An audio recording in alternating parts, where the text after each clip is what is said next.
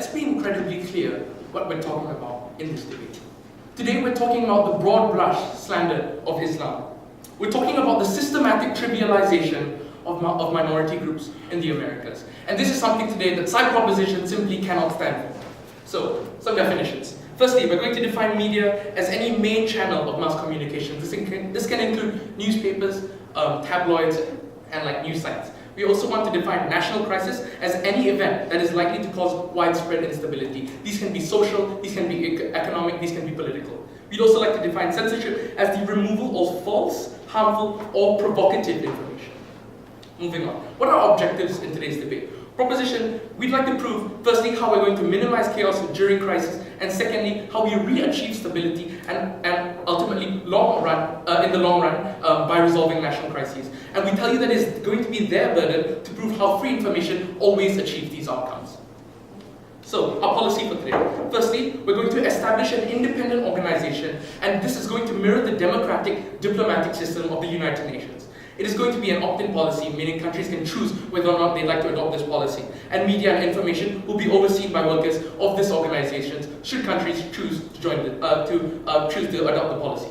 And this is so to keep, and we're going to do this in order to keep media outlets in check, so information is always going to be true and unprovocative during national crises. To add on to our policy, we intend to also have a system of deterrence for media outlets that don't necessarily follow sort of the rules that we've set out in our policy. The first tier is going to be a warning. So if this is going to be sent out to the media outlets, and should they again breach the contract, there are going to be two sets of fines. First is a lighter fine, then it's an extremely heavy fine, and the ultimate consequence is that should the media outlet continue to not follow the policy, is we're going to discontinue and stop them from producing more media. They're also going to be forced to issue a public apology. Moving on. Why countries are always going to sign in our paradigm? So we tell you that countries are always going to sign this policy in 99% of the cases because citizens want truthful information, especially during uncertain times such as national crises, right? We're talking about the fact that they're going to put pressure on their own governments to sign the contract because they want the right information. However, we also like to concede that there are extreme cases, such as North Korea, such as China, that are never going to sign this policy, and we're okay with that. They're simply not part of this debate. Moving on to our substantive material. First, on the nature of free speech. Two things I'm going to prove today. Firstly, that censorship already happens, and secondly, that during a national crisis, it is absolutely essential that we have censorship. So, on to our first. First, we're going to prove why censorship already happens. Hate speeches are definitely censored, right? That's why you're not allowed to openly discriminate a black person in the street, right? It's illegal. It's censored because you shouldn't be able to commit racial prejudice, right?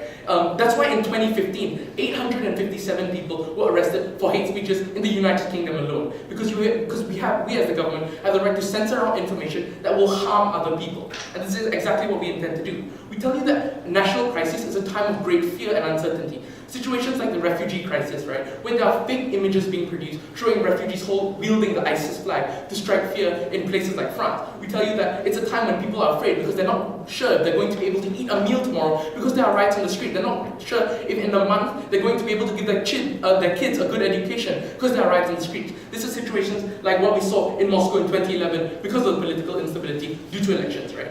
We tell you that it is in these times, it is so essential that people aren't told exaggerations or lies, but the truth and only the truth.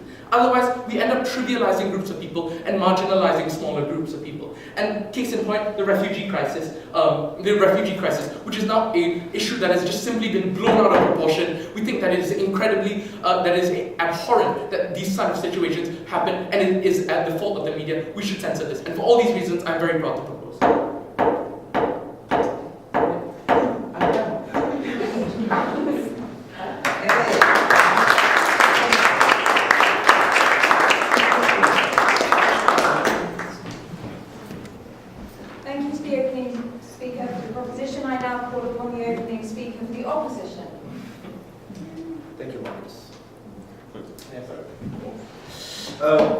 Good evening, ladies and gentlemen, and more importantly, good evening, free citizens. I'm very happy to have the right to give my speech in front of you. No state can control the media while still upholding our most valued ideals of democracy and freedom, especially in times of crisis. Media censorship, even if partial, would lead to a massive regression in the qualities that make our society a free, democratic society. such as free speech, critical thinking, and an honest political debate. Would you, as a citizen of a democracy, appreciate someone else keeping information hidden from you? Personally, I would hate it, because this kind of censorship would immediately break the link between all of us, citizens, and our democracy, because we cannot make informed voting decisions without having access to all the information. Because of this, any government with political power to control the influx of information would possess the power to reveal whatever information they choose at whatever time they choose.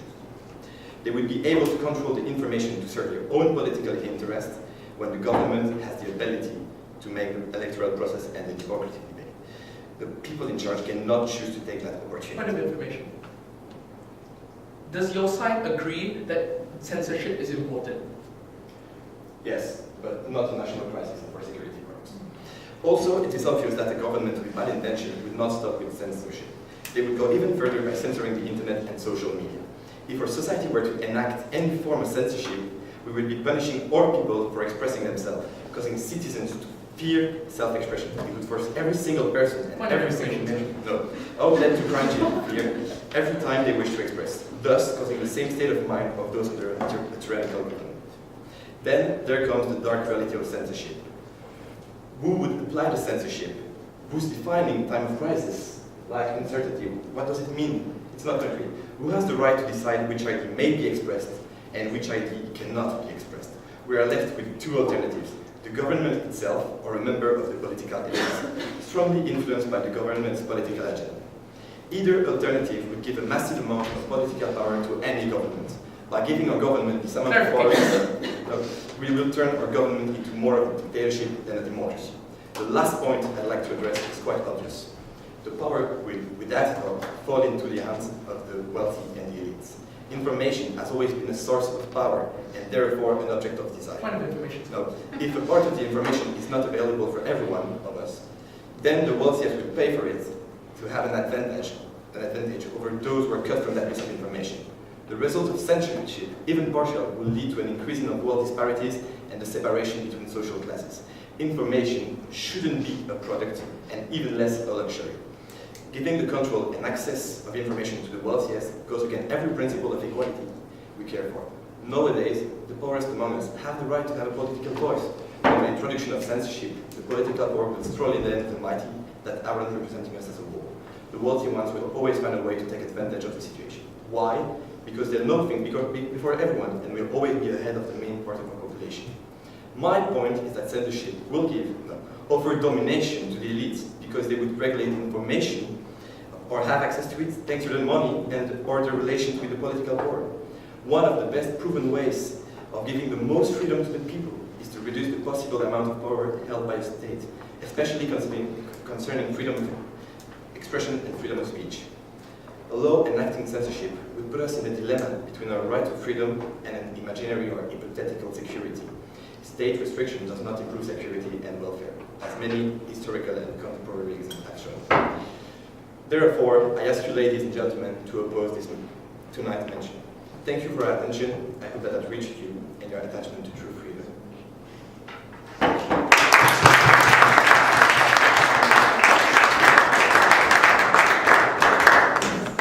Thank you. I now call upon the next speaker for the proposition.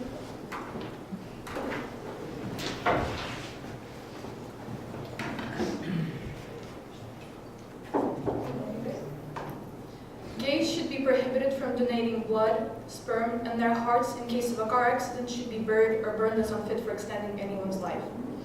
These horrifying words came out of Michi Kislyov-Maus, a chief editor for the government-owned international news agency, Russia Сегодня, appointed by Putin himself.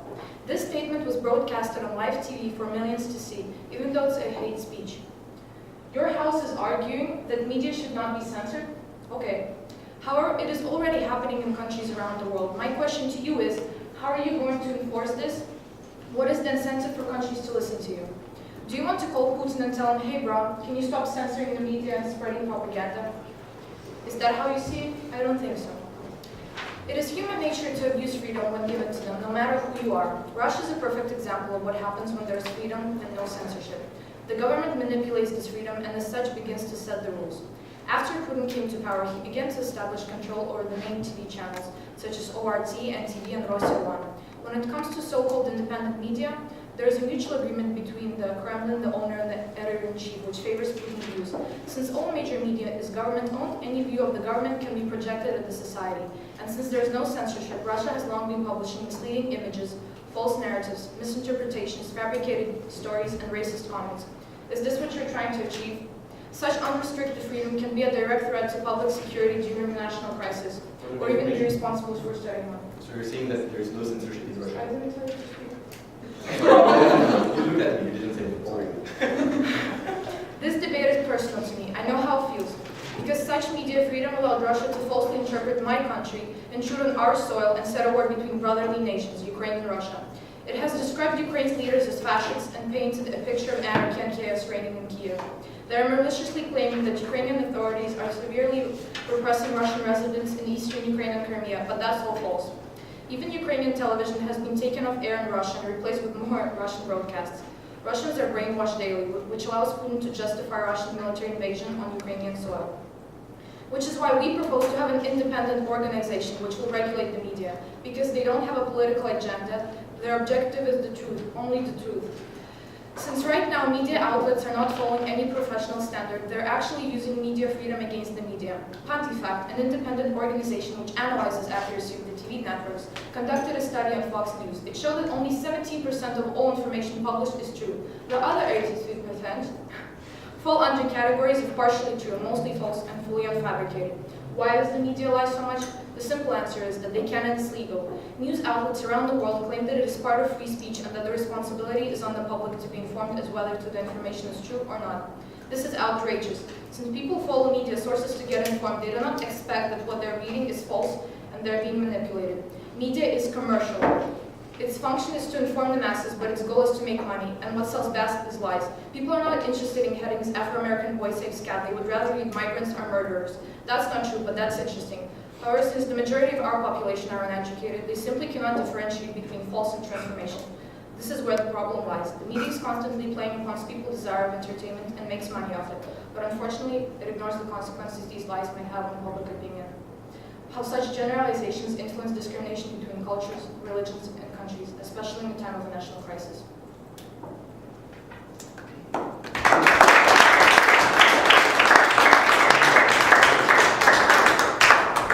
Thank you. I now call upon the next speaker from the opposition.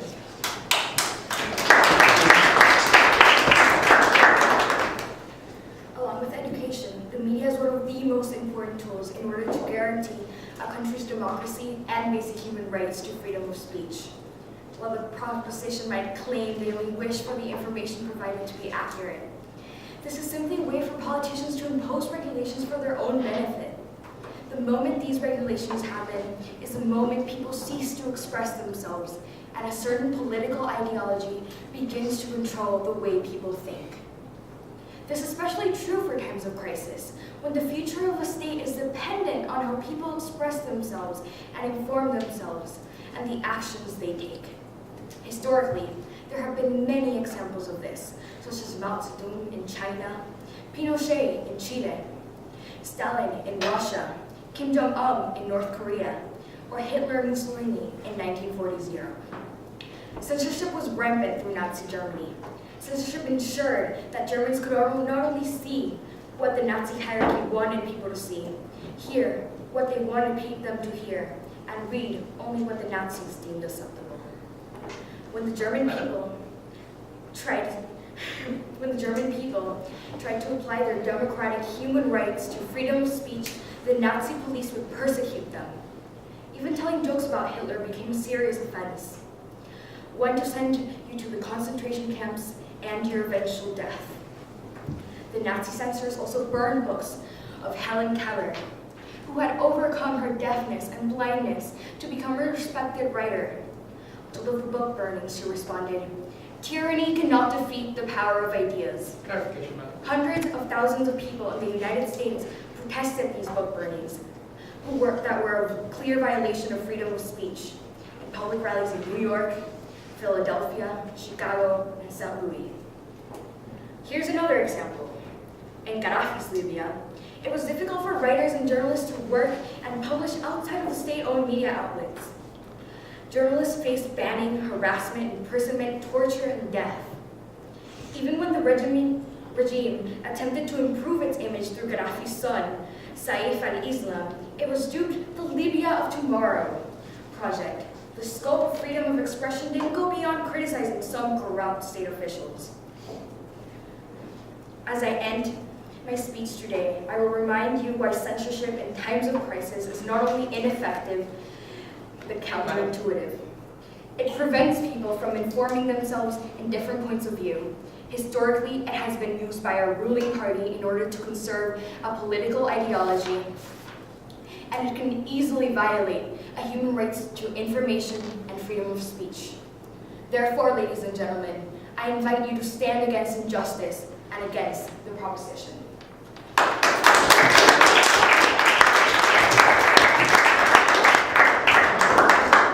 Thank you. I now call upon the next speaker for the proposition.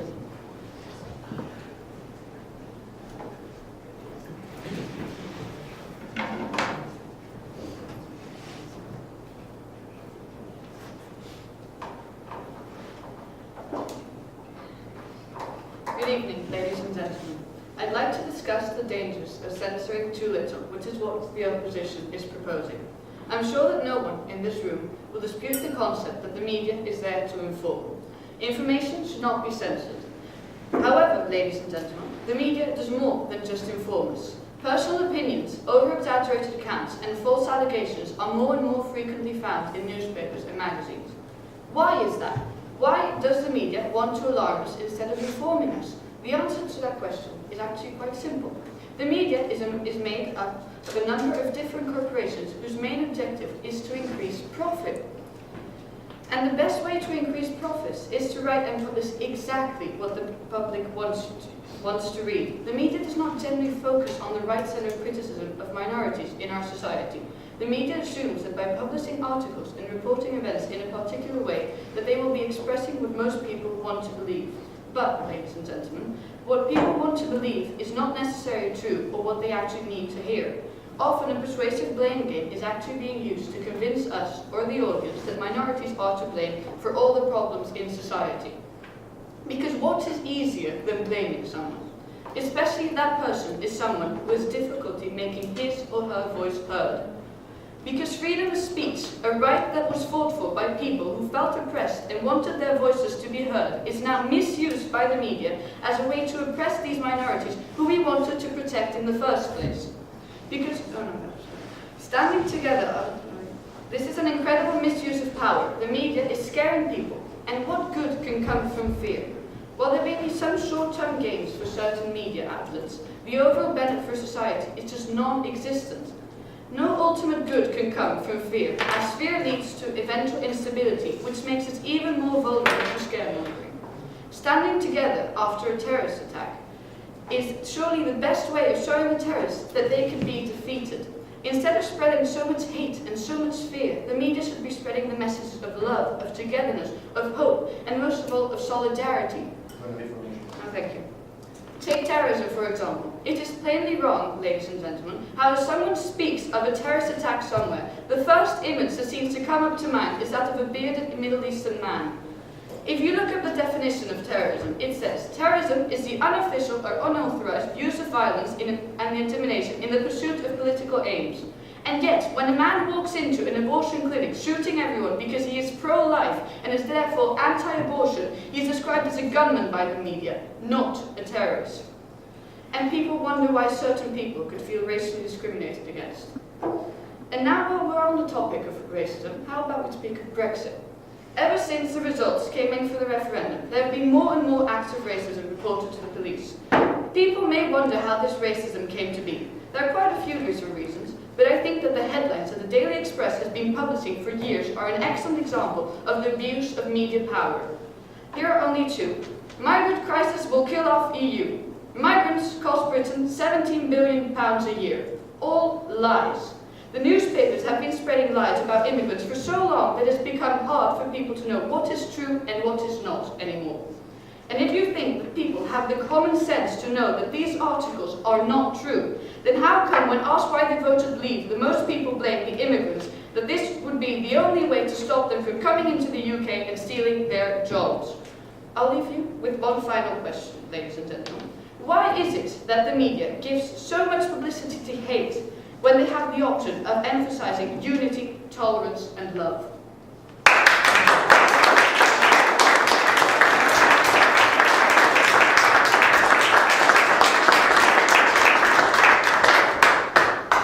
Thank you. I now call upon the next speaker, the opposition.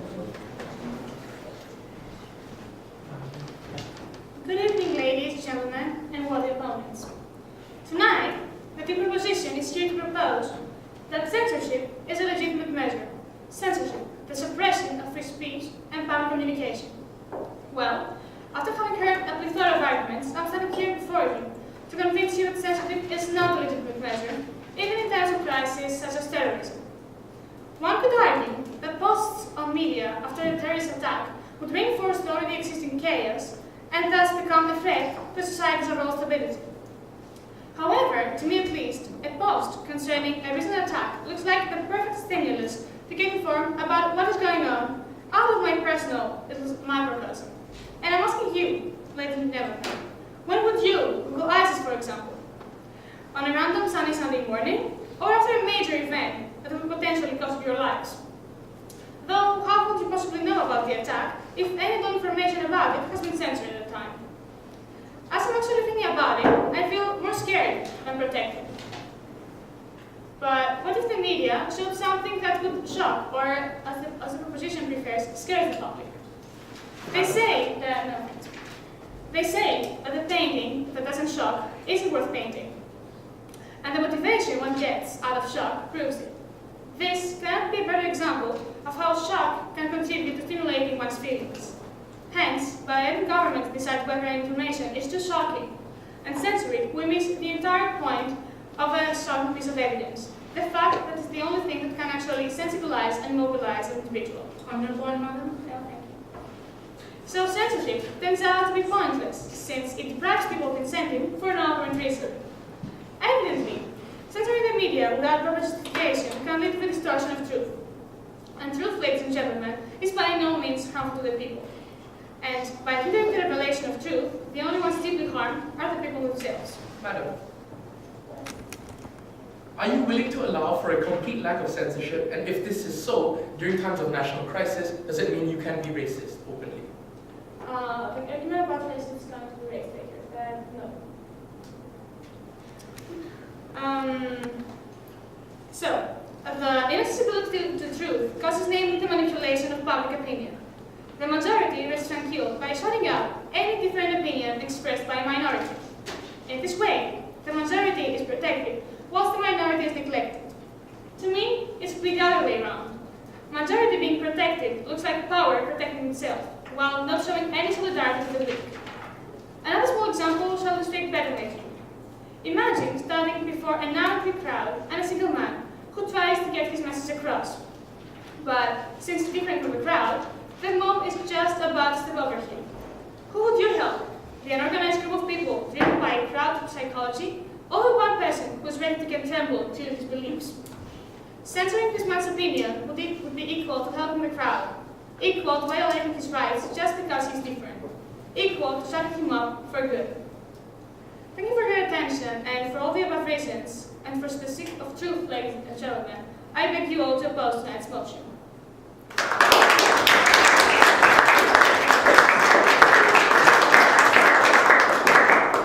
Thank you. I now call upon the next speaker for the proposition.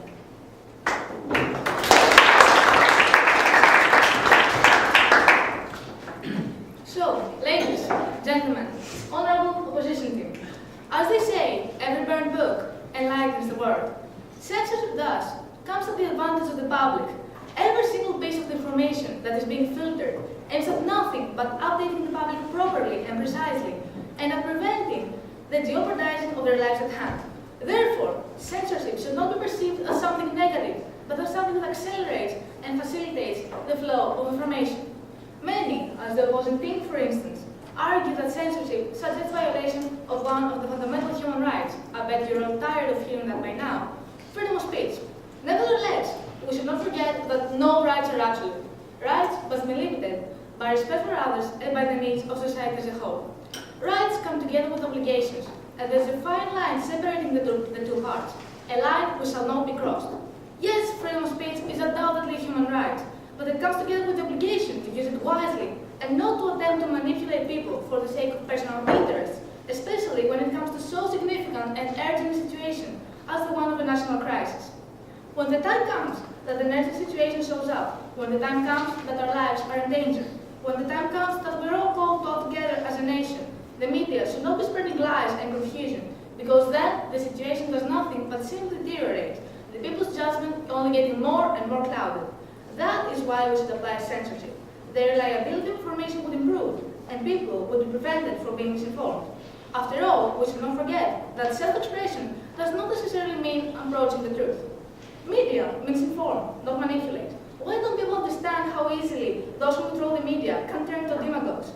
People are taking part deciding about issues that directly affect both national and international affairs. These people should be provided with precise information so that this procedure can be facilitated and accelerated. After all, isn't it our duty as a democratic nation to ensure that our citizens are accurately informed? As my colleagues previously mentioned, one of the consequences that derives from the uncontrollable distortion of information and over-exaggeration of the media is racism. There are plenty of examples that indicate that in critical situations, people tend to get carried with the fallacious information they are fed with because of the intense pressure they are under, and act violently and with inexplicable racism towards the minorities that are being attacked by the media themselves. Muslims, black people, immigrants, they're all just plain examples of how overgeneralizations of the media can cause massive harm and feelings of hatred towards a certain group of people. Well, not all Muslims are terrorists, black people are not smugglers, and immigrants are not rapists, but the media keeps spreading fear instead of awareness, targeting certain groups, and then, consequently, these groups are being blamed for everything. For that reason, it is an indisputable fact that media suggests a power that, when abused, can have tremendous effects on our lives. Both too much and too little censorship suggest abuse of that certain power and trigger political and social instability. We have already seen how great a danger that poses to our society. Sure, we cannot deprive people of their rights, but is that what really is inhumane in this case? How could one claim that wanting to update people precisely is a violation of a right, whereas constantly deceiving them by lying to the public is not? Lastly, I would like to make one final reference to my very first statement. Every burnt book enlightens the world. And that's why, once balanced, controlled censorship is implemented, the world shall be enlightened. Illuminament, enlightenment. And that's what we, as a proposition, have done for you today. Open up the world with more truthful and reliable information. I really do hope you take the matter into serious consideration. Thank you.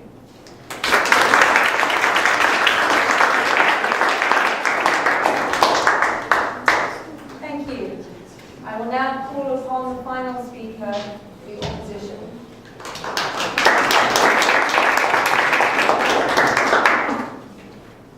Good evening, ladies and gentlemen.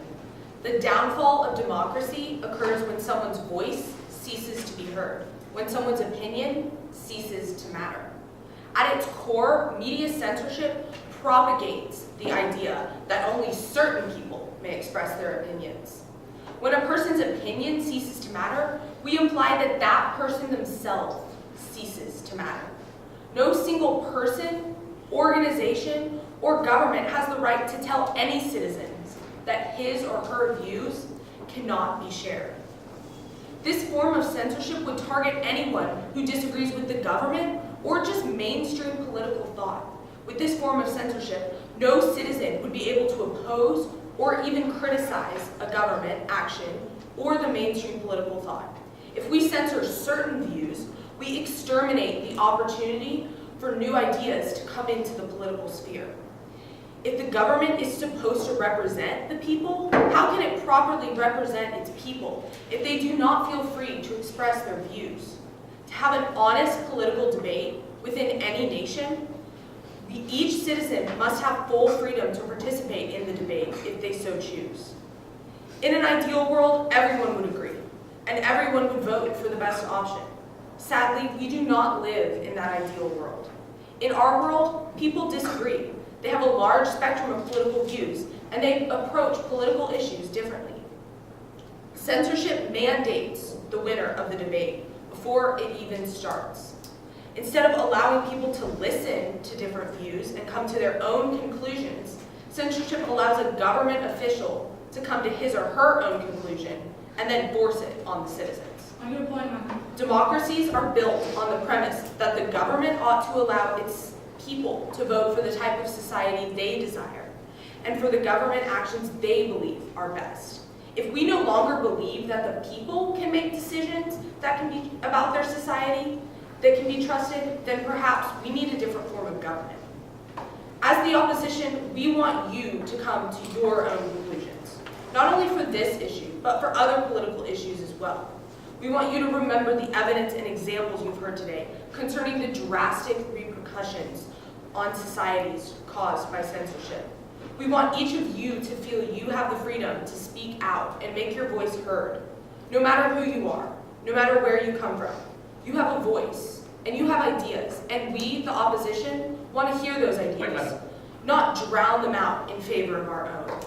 If you hear nothing else tonight, hear this. Speak out. Never, never allow someone else to tell you that your opinions are insignificant, or that your voice is not important, or that your voice cannot be heard. When everyone has the right to speak, the debate truly begins. Therefore, ladies and gentlemen, I ask that you oppose this motion, as it is philosophically flawed.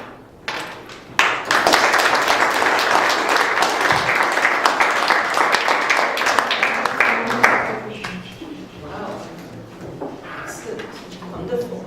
There you have it. Thank you very much to members of both teams.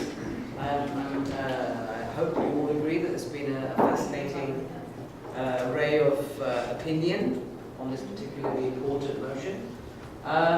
What we will do then, I think, is to allow rebuttals, because I think that's probably one of the highlights of the debate. So it's a chance for people for each team member to pick on specific questions which they wish to raise. So I hope we find the next phase interesting. Okay? So if we can ask the proposition to start with the first point of rebuttal.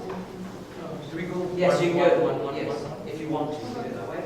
Otherwise, Otherwise, it's as you feel appropriate.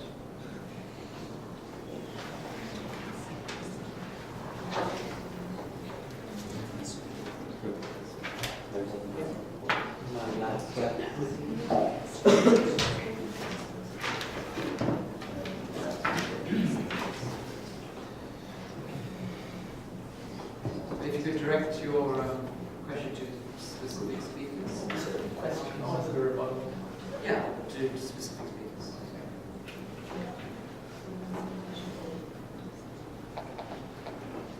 Our two main points of contention came out in their second and their final speaker. On the second speaker, there came a big issue where on our side, it became like this idea that people are going to further their political views by censorship. We already told you, right from like in our policy, that it is an organization run by a body of countries, like the United Nations. It's diplomatic, it's democratic. There is no political agenda whatsoever. You can't further a political agenda. Like, full stop. So, like, your whole point about, like, Nazi Germany and its use of censorship to further their campaign, well, that's stupid. We're in the 21st goddamn century. Like, what the hell? Like, so, like, your whole point is pretty much redundant from the very start. No, thank you. Second, brought up by their final speaker was this idea of democracy and freedom of speech.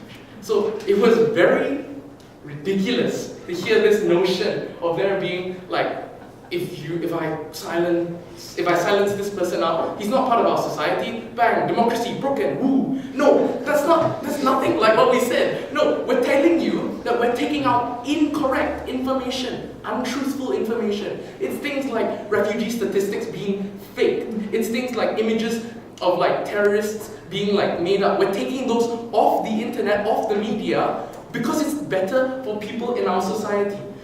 On their side, where they fail is where they've said that so long as a person has a view to express, they should be able to express that view. That's not right. Why? Because if they're racist, it doesn't mean you can openly be racist. And if they say, oh no, if you're racist, you should be able to express that, then they're saying that, you know, if you have religious slander, if you want to talk about how if you feel that Islam is a horrible religion, you should be able to say that. If you feel that men are superior to women or vice versa, you should be able to say that. We disagree completely. We disagree. Thank you.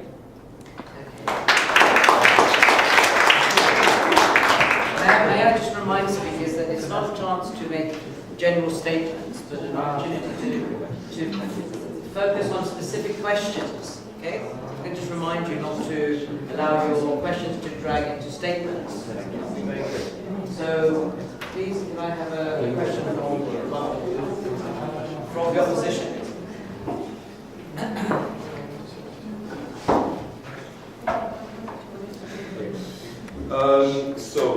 I'd love to agree with you about your wonderful organization, but in this case, it would be both wrong. So, your organization will obviously be composed by competent politicians or diplomats, maybe security officers. Aren't those people close to the ruling power in every country?